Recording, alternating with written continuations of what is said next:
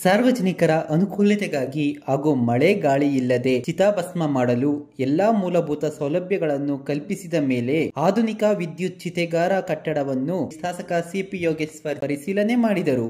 ಇಂದು ನಗರಸಭೆ ವ್ಯಾಪ್ತಿಯ ತಿಟ್ಟಮಾರನಹಳ್ಳಿ ರಸ್ತೆಯಲ್ಲಿರುವ ಹಿಂದೂ ರುದ್ರಭೂಮಿಯಲ್ಲಿ ಮಾಜಿ ಸಂಸದ ಡಿಕೆ ಸುರೇಶ್ ರವರ ಅವಧಿಯಲ್ಲಿ ಸ್ಥಳೀಯ ಪ್ರದೇಶಾಭಿವೃದ್ಧಿ ಯೋಜನೆಯಡಿ ನಿರ್ಮಿಸಿದ ವಿದ್ಯುತ್ ಚಿತೆಗಾರವನ್ನು ಡಿಕೆ ಸುರೇಶ್ ರವರು ಚಾಲನೆ ನೀಡಿ ಅನಾವರಣಗೊಳಿಸಿದ್ದರು. ಆದರೆ ಯಂತ್ರೋಪಕರಣಗಳ ಹಿನ್ನಡೆ ಮತ್ತು ಮೂಲಭೂತ ಸೌಕರ್ಯಗಳ ಕೊರತೆಯಿಂದ ಹಿನ್ನಡೆಯಾಗಿತ್ತು. ನಗರಸಭೆ ಅಧ್ಯಕ್ಷರ ನಿರೀಕ್ಷೆಯಂತೆ ಮೂಲಭೂತ ಸೌಕರ್ಯಗಳ ಕೊರತೆಯನ್ನು ನೀಗಿಸಿದ ನಂತರ ಈಗ ಅಧಿಕೃತವಾಗಿ ಸಾರ್ವಜನಿಕರಿಗೆ ಕಲ್ಪಿಸಲಾಗುತ್ತಿದೆ ಎಂದರು.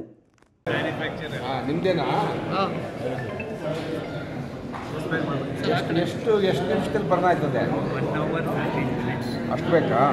ಫುಲ್ ಪೌಡರ್ ಆದ ಬೂದಿ ಆದ 1 hour 15 minutes. ಬಟ್ ನೋಡ್ಕೊಳ್ಳೋದು ಅದರಲ್ಲಿ ಇವ್ರಿಗೆ ಮೇಲೆ ಕೊಟ್ಟಿದ್ದೀವಿ ಸರ್, 3 ತಿಂಗಳು ಇವ್ರಿಗೆ ಕೊಟ್ಟಿದ್ದೀವಿ ಸರ್. ನೆಕ್ಸ್ಟ್ ನಮ್ಮವ್ರು ಟ್ರೈನ್ ಅಪ್ ಮಾಡಿ ಆದರೆ ಅಷ್ಟೊತ್ತಿಗೆ ನಾವು ಕಂಟಿನ್ಯೂ ಮಾಡಿದಿಲ್ಲ, ಇವ್ರನ್ನ ಕನಕಪುರದಲ್ಲಿ ನೀವು ಮಾಡ್ತಾ ಇದ್ದೀರಾ ಈಗ? ಮಾಡಿ ಇಲ್ಲ, ಅಲ್ಲೂ ಓಪನ್ ಮಾಡಿ ಕೊಟ್ಟಿದ್ದೀವಿ, ಶುರು ಮಾಡ್ತಾ ಇದ್ದೀವಿ. ಕುಣಿಗಲ್ಲೂ ಅಷ್ಟೇ, ಮಾಗಡಿಲೂ ಅಷ್ಟೇ. ಏನು ಒಂದು ಆವ್ರೇಜು ಒಂದು ತಿಂಗಳಿಗೆ ಒಂದು 8-10 ಬಾಡಿ ಬರ್ತಾವ ಜಾಸ್ತಿ. ಚನ್ನಪಟ್ಟಣ ನಗರದಲ್ಲಿ ವಿದ್ಯುತ್ ಚಿತಾಗಾರ ಹಿಂದೆ ಉದ್ಘಾಟನೆ ಆಯಿತು. ಅದನ್ನು ಸಾರ್ವಜನಿಕರಿಗೆ ಸೇವೆಗೆ ಅರ್ಪಿಸಿರಲಿಲ್ಲ. ಮೂಲಭೂತ ಸೌಕರ್ಯಗಳು ಇನ್ನೊಂದಷ್ಟು ಕೊರತೆ ಇತ್ತು. ಅದನ್ನೆಲ್ಲ ಈಗ ವ್ಯಾಪ್ತಿಯಿಂದ ನಗರಸಭೆಯ ಎಲ್ಲ ಅಧ್ಯಕ್ಷರು, ಕಮಿಷನರು, ಸದಸ್ಯರೆಲ್ಲ ಮುತುವರ್ಜಿ ವಹಿಸಿ ಇವತ್ತು ಅದನ್ನು ಸಾರ್ವಜನಿಕ ಸೇವೆಗೆ ಅಣಿಗೊಳಿಸಿದ್ದಾರೆ. ಅದಕ್ಕೆ ಸ್ಥಳ ವೀಕ್ಷಣೆ ಮಾಡಿಕೊಂಡು ಹೋಗಲಿಕ್ಕೆ ನಾನು ಕನ್ನಡ ಬಂದಿದ್ದೀನಿ. ಹಾಗಾಗಿ ಇವತ್ತಿನಿಂದ ಒಂದು ಅಧಿಕೃತವಾದ ವಿದ್ಯುತ್ ಚಿತಾಗಾರ ಚನ್ನಪಟ್ಟಣ ನಗರದಲ್ಲಿ ಕಾರ್ಯನಿರ್ವಹಿಸುತ್ತದೆ. ತ್ವರಿತವಾಗಿ ಇದು ಸಾರ್ವಜನಿಕರಿಗೆ ದೊರಕ್ತಾ ಇಲ್ಲ ಅನ್ನೋದು ಆಯ್ತು. ಈಗ ಬದಿಯಲ್ಲಿ ಕೂಡ ಈಗ ಇಲ್ಲ ಈಗ ಮೂಲಭೂತ ಸೌಲಭ್ಯಗಳಿಗೆ ಪೂರಕವಾದಂಥ ವ್ಯವಸ್ಥೆಗಳು, ವಿದ್ಯುತ್ತು, ಇಲ್ಲಿ ಕಾವಲುಗಾರರು ಇದೆಲ್ಲ ಆಗಬೇಕಾಗಿತ್ತು. ಅದನ್ನು ನಗರಸಭೆ ವ್ಯಾಪ್ತಿಯಿಂದ ಮಾಡಿದ್ದಾರೆ. ಹಾಗಾಗಿ ಇನ್ನು ಮುಂದೆ ಇದು ಸಾರ್ವಜನಿಕರ ಸೇವೆಗೆ ಸಿಗ್ತದೆ, ತೊಂದರೆ ಆಗಿಲ್ಲ. ಸರ್, ಕ್ಷೇತ್ರದ ಅಭಿವೃದ್ಧಿ ವಿಚಾರವಾಗಿ ಅನುದಾನ ಸಿಗ್ತಾ ಇದೆ ಸರ್ ಸರ್ಕಾರದಿಂದ? ಇನ್ನೂ ಕೂಡ ಕೇಳಿದ್ರಿ ಈ ಪ್ರಶ್ನೆ. ನಾವು ಇವತ್ತು ಹೇಳ್ತಾ ಇದ್ದೀವಿ, ನಮಗೆ ಯಾವುದೇ ರೀತಿಯ ತೊಂದರೆ ಇಲ್ಲ. ಈಗ ಸರ್ಕಾರ ಅಂದಮೇಲೆ ಸಣ್ಣ ಪುಟ್ಟ ವ್ಯತ್ಯಾಸಗಳು ಇರ್ತದೆ. ಗ್ಯಾರಂಟಿ ಯೋಜನೆಗಳಿಗೆ ಸಾಕಷ್ಟು ಸರ್ಕಾರ ಏನು ಸಾರ್ವಜನಿಕರ ತೆರಿಗೆ ಹಣ ಮೀಸಲಿಡುವುದು ಸ್ವಲ್ಪ ಹೆಚ್ಚು ಕಡಿಮೆ ಇರ್ತದೆ. ಆದರೆ ನಮಗೇನು ತೊಂದರೆ ಅಂತ ಅನ್ನಿಸ್ತಾ ಇಲ್ಲ. ನಮ್ಮ ಕ್ಷೇತ್ರದಲ್ಲಿ ಸಾಕಷ್ಟು ಚುನಾವಣೆಗೂ ಮುಂಚೆ ನಿಮ್ಮ 500 ಕೋಟಿ ಸಿಕ್ಕಿತ್ತು. ಆದರೆ ಚುನಾವಣೆ ಮುಗಿದ ನಂತರ ನೀವೊಂದು ಭರವಸೆಗಳನ್ನು ಕೊಟ್ಟಿದ್ದೀರಿ. ಆ ಕಾಮಗಾರಿಗಳು ಇನ್ನೂ ಪ್ರಾರಂಭ ಆಗಿಲ್ಲ. ಈಗ ಅದೆಲ್ಲ ಪ್ರೋಸೆಸ್ ಆಗಬೇಕು. ಕೆಲವು ಟೆಂಡರ್ ಆಗ್ತಾಯಿವೆ, ಕೆಲವು ಟೆಂಡರ್ ಆಗಿದ್ದಾವೆ. ಯಾವ್ಯಾವುದು ಟೆಂಡರ್ ಆಗಿದೆ ಅದನ್ನು ಪಾರದರ್ಶಕವಾಗಿರ್ತಕ್ಕಂಥ ಕೆಲಸ ಕಾರ್ಯಗಳಿಗೆ ಚಾಲನೆ ಕೊಟ್ಟಿದ್ದಾರೆ. ಆಗದೇ ಇರೋದಕ್ಕೆ ಇನ್ನೂ ಕೆಲವು ಫೈನಾನ್ಸ್ ಡಿಪಾರ್ಟ್ಮೆಂಟಲ್ಲಿ ಹಣ ಬಿಡುಗಡೆ ಆಗಬೇಕು. ಮಾನ್ಯ ನಮ್ಮ ರಘುನಂದನ್ ರಾಮಣ್ಣ ಅವರು ಕೂಡ ಒಂದಷ್ಟು ಅವರ ಇಲಾಖೆಯಿಂದಲೂ ಕೂಡ ಹಣ ಬಿಡುಗಡೆ ಆಗಬೇಕಾಗಿತ್ತು. ಅದು ಇನ್ನೂ ಆಗಲಿಲ್ಲ. ಇನ್ನೂ ಒಂದಷ್ಟು ಕಾರ್ಯಕ್ರಮಗಳು ಆಗಬೇಕು. ಇನ್ನೂ ಕಾಲಾವಕಾಶ ಇದೆಯಲ್ಲ. ಈಗ ಒಂದು 5-6 ತಿಂಗಳಾಗಿದೆ. ಈಗ ಮಾಡ್ತೀವಿ, ನಮಗೇನು ಆ ಥರ ತೊಂದರೆ ಆಗ್ತದೆ. ಸೊ ಒಂದು ಕಡೆ ಈಗ ಪ್ರವಾಸೋದ್ಯಮ ಇಲಾಖೆಯಿಂದ ಸಾಕಷ್ಟು ಅಭಿವೃದ್ಧಿಗೆ ನೀವು ಕೂಡ ಯೋಜನೆ ಹಾಕ್ಕೊಂಡಿದ್ದೀರಿ ಕಣ್ವ ಬಳಿ. ಆದರೆ ಸ್ವತಃ ನಿಮ್ಮ ಪಕ್ಷದ ಶಾಸಕರು, ರಾಮನಗರ ಶಾಸಕರು, ಪ್ರವಾಸೋದ್ಯಮ ಸಚಿವರು ನಮಗೆ ಸಹಕಾರ ಕೊಡ್ತಾ ಇಲ್ಲ ಅನ್ನುವಂಥ ಮಾತನ್ನು ಎಷ್ಟೇ ಭೇಟಿ ಮಾಡಿದ್ರು, ಕಾರ್ಡ್ ಬೇಡಿದ್ರು ಕೂಡ ನಮಗೆ ಅನುದಾನ ಸಿಗ್ತಾ ಇಲ್ಲ ಅಂತ ಹೇಳಿ. ಈಗ ನಾವು ಅಲ್ಲೂ PPP ಮಾಡಲಲ್ಲಿ 53 ಎಕರೆ ಜಾಗವನ್ನು ಗುರುತಿಸಿ ಕಣ್ವ ಹೊಂದ್ಕೊಂಡಂಗೆ ಈಗ ಸರ್ಕಾರಕ್ಕೆ ಪ್ರಸ್ತಾವನೆ ಕಳಿಸ್ತಾ ಇದ್ದೀವಿ. ಅದು ಸಾರ್ವಜನಿಕ ಸಹಭಾಗಿತ್ವದಲ್ಲಿ ನಡೀತಕ್ಕಂಥ ಕೆಲಸ. ಹಾಗಾಗಿ ಅದಕ್ಕೆ ಅನುದಾನ ನಾವೇನು ಸರ್ಕಾರವನ್ನು ಕೇಳಿರಲಿಲ್ಲ. ಒಂದು 5 ಕೋಟಿ ರೂಪಾಯಿ ಅನುದಾನವನ್ನು ಕೇಳಿದ್ದೀವಿ. ಕಣ್ವ ಇದಕ್ಕೆ ಹೊಂದ್ಕೊಂಡಂಗೆ, ಕೆರೆಗೆ ಹೊಂದ್ಕೊಂಡಂಗೆ ಸುಮಾರು 5-6 ಎಕರೆ ಜಾಗವನ್ನು ನೀರಾವರಿ ಇಲಾಖೆಯಿಂದ ಇವತ್ತು ಟೂರಿಸಮ್ಗೆ ವರ್ಗಾವಣೆ ಮಾಡಿದ್ದಾರೆ. ಅಲ್ಲಿ ಅಭಿವೃದ್ಧಿ ಮಾಡಲಿಕ್ಕೆ 5 ಕೋಟಿನ ನಮ್ಮ MD ಅವರಿಗೆ ರಿಕ್ವೆಸ್ಟ್ ಮಾಡಿದ್ದೀನಿ, ಅವ್ರು ಕೊಡ್ತಾ ಇದ್ದಾರೆ. ಹಾಗಾಗಿ ಎಲ್ಲ ಟೂರಿಸಮ್ ಆಕ್ಟಿವಿಟಿಗೆ ಸರ್ಕಾರದ ಹಣ ಸಿಗುವುದಿಲ್ಲ, ಭಾಳ ಹಣ ಬೇಕಾಗುತ್ತೆ. ಸಾರ್ವಜನಿಕ ಸಹಭಾಗಿತ್ವದಲ್ಲಿ ಮಾಡಿದ್ರೆ ಅನುಕೂಲ ಆಗ್ತದೆ. ಜಿಲ್ಲಾ ಪಂಚಾಯತ್ ತೆಂಗು ಸಮಸ್ಯೆ ಬಗ್ಗೆ ಇವತ್ತು ಒಂದು ಸೆಮಿನಾರ್ ಮಾಡ್ತಾ ಇದ್ದೀವಿ. ಜಿಲ್ಲೆಯ ತೆಂಗಿನ ತೋಟಗಳು ಭಾಳಷ್ಟು ಇವತ್ತು ರೋಗಕ್ಕೆ ತುತ್ತಾಗಿವೆ.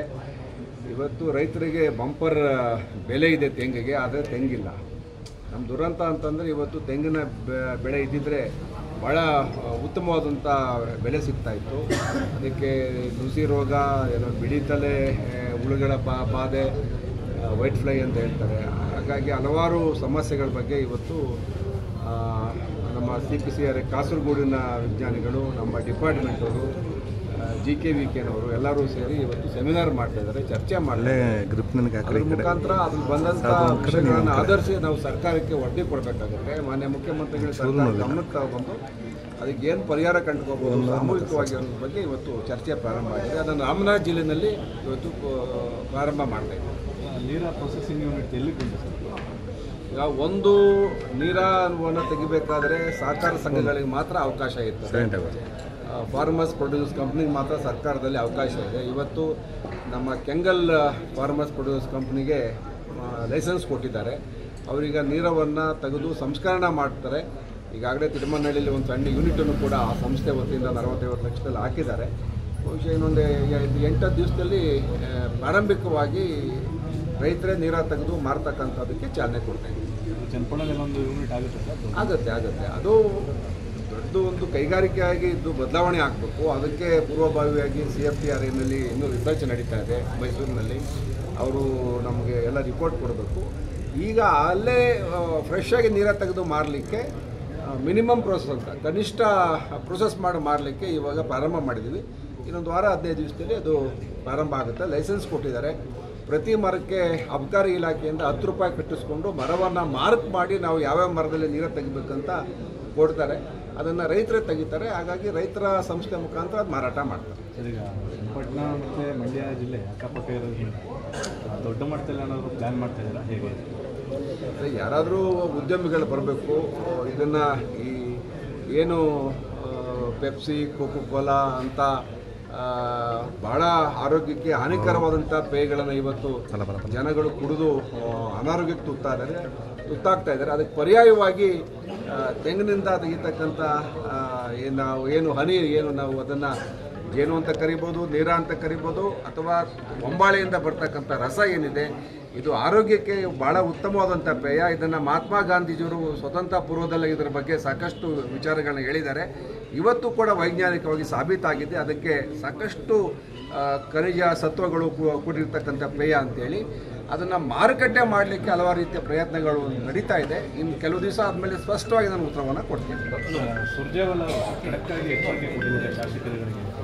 ಇದೇ ಸಂದರ್ಭದಲ್ಲಿ ನಗರಸಭೆ ಅಧ್ಯಕ್ಷ ವಾಸಿಲ್ ಅಲಿ ಖಾನ್, ಸ್ಥಾಯಿ ಸಮಿತಿಯ ಅಧ್ಯಕ್ಷ ಕೋಟೆ ಚಂದ್ರಶೇಖರ್, ತಾಲೂಕು ಕಾಂಗ್ರೆಸ್ ಅಧ್ಯಕ್ಷ SR ಪ್ರಮೋದ್, ನಗರ ಘಟಕದ ಅಧ್ಯಕ್ಷ ಸುನಿಲ್ ಕುಮಾರ್, ತಾಲೂಕ್ ಪಂಚಾಯಿತಿ ಮಾಜಿ ಅಧ್ಯಕ್ಷ RM ಮಲವೇಗೌಡ, ನಗರಸಭೆ ಸದಸ್ಯರಾದ ಸತೀಶ್ ಬಾಬು, ಲೋಕೇಶ್, ಮಹಾದೇವ್, ಶಬೀರ್, ಪೌರಾಯುಕ್ತ ಮಹೇಂದ್ರ B ಸೇರಿದಂತೆ ಹಲವಾರು ಮುಖಂಡರುಗಳು ಉಪಸ್ಥಿತರಿದ್ದರು.